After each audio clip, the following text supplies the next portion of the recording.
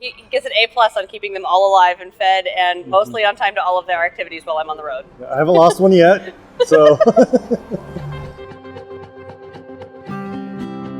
Hey guys, I'm Trish McCurdy. I'm a labor and delivery nurse with Atlas MedStaff. I've been a labor and delivery nurse for 3 years. Been traveling for the last year.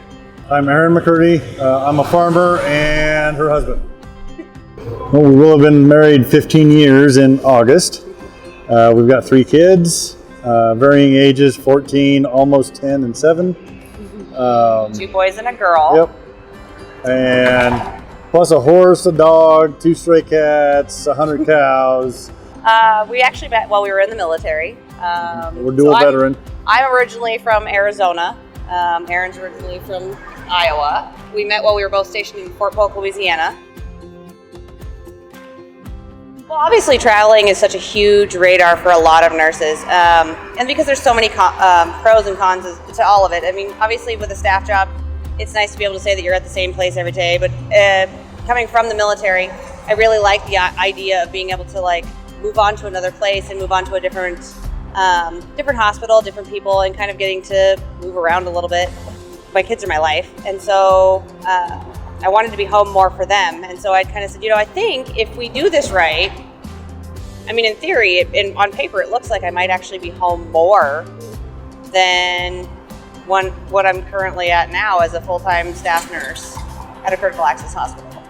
And so I kind of brought this to Aaron and showed him some of the travel contracts and prices. I was enthused about the money. And her staff job was a lot of hours that weren't blocked together, that it was a lot more full-time than it looked.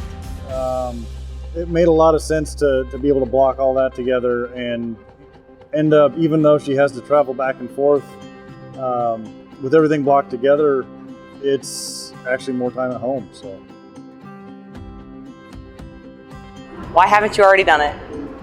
Honestly, I don't know how I could even transition back to a staff job, because there's not mandatory meetings. There's not, oh, hey, we're doing a mandatory book club. There's not, oh, by the way, we're going to probably low census you 2 to 3 times this month. So plan for that and also pick up extra on-call shifts. So that then when it actually does work out, you end up working on a day, off a day, on a day, on call a day, and then on a day. And which basically means, especially as a night shift nurse, that you're literally either sleeping or working every day of the entire week. Just have a plan, communicate a lot, try to keep things organized, what needs to happen, when, where.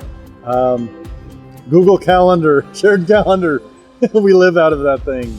Even though we're both a little bit scatterbrained at times, we can at least look at the Google Calendar and be like, oh yeah, there's that thing this afternoon.